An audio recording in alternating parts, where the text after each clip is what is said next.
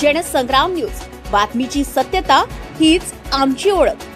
नांदगाव चौक येथील उडान पुलाला परत खड्डा, पुलाच्या दर्जेवर प्रश्नचिन्ह, मोठा भ्रष्टाचार असल्याची चर्चा।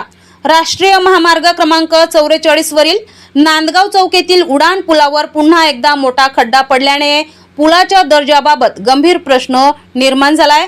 काही वर्षापूर्वी केंद्रीय मंत्री नितीन गडकरी यांच्या हस्ते उद्घाटन झालेल्या या पुलावर ही तिसरी घटना आहे।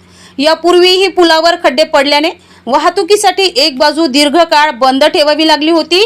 आता पुन्हा दुसऱ्या बाजूस खड्डा पडल्यामुळे वाहतूक चौकातून वळवण्यात येत असून त्यामुळे अपघातांची शक्यता वाढली आहे। दरम्यान पुलांच्या बांधकामात निकृष्ट दर्जाचे काम आणि मोठा भ्रष्टाचार असल्याची चर्चा नागरिकांमध्ये सुरू आहे। संबंधित बांधकाम कंपनीला काळ्या यादीत टाकून तिच्याकडील सर्व प्रकल्प रद्द करावेत अशी मागणी होत आहे। तसेच भारतीय राष्ट्रीय महामार्ग प्राधिकरणाने NHAI तात्काळ चौकशी करून पुलाच्या कामाचा दर्जा तपासावा आणि दोषींवर कठोर कारवाई करावी अशी मागणी हिंगणघाट परिसरातील नागरिकांकडून करण्यात येत आहे।